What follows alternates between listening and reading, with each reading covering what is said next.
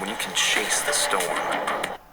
Mr. Rayner, I'm a little curious about your statistical argument. So let's say that that your office files a motion for emergency relief, and you want to try to convince us that there's a probability that we're going to grant certiorari. If you, in making that argument, you say, look, we're very selective in the Solicitor General's office about when we're going to petition for certiorari. We get lots of requests from the litigating divisions to file cert petitions, and we go along with that in a tiny minority of the cases, and we have quite a good record of success when we do petition for cert. Is that something we should consider in that context? Justice Alito, I don't think there's any bar to the court considering it. And just, if I may. Seriously? I certainly don't think there's a bar. This is an equitable analysis. But I think the context here is different in that Congress... Yeah, I think over you're there going to have about to tell me why the oligarchy business. The reason is that Congress has results. set up a scheme where the agency can seek 10J relief to protect its own adjudicative authority. And as Justice Jackson mentioned, the history here is that initially there was pretty widespread judicial intrusion into labor disputes. And in 1932, Congress cut that off and said we're not going to allow district courts to intervene. And in 1935, it centralized adjudication of disputes in the board.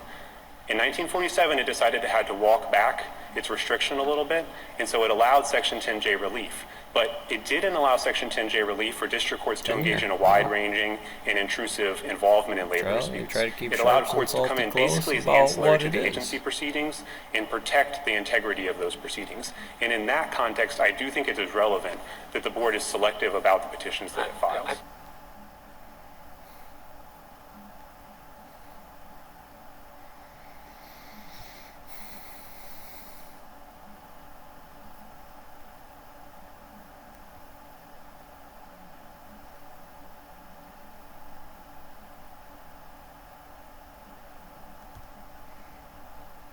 Thank you, Pat. Two questions. To be able One, to deliberate can you give us in an 24 idea hours. Any how special quickly team the that's U.S. obviously will not be a able to full-on get any of the landing military aid brigade to about Ukraine these two once fighting for it this like bill Troy makes over there it's and clearly just on being its path totally and fucking the president's shell-shocked expected to sign about it. whatever bullshit's There have in been there. concerns expressed by Ukrainian forces that even if it's approved now, it's going to take a really long time to get there. Can you give an estimate how quickly some aid you can get them in there, don't shoot them because the white devil. I mean, in general terms, I would say that we would expect to be able to deliver aid within days. Smart.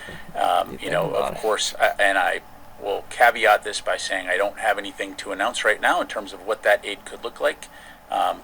We need to have a law first. I was with the Supreme Court on the depending Starbucks on what that case. aid is, Fun to and the as farm you've seen or in the this past, area, that we provide a variety franchise, of that aid. drone facility. One of these over somewhere Anticipating else this, if you need we're to do doing by note, everything we just can moving because, forward well, to be I'm able sure to I'd want to provide make a uniform for you, additional General. security assistance to Ukraine as quickly as possible. So much more to follow in the days ahead.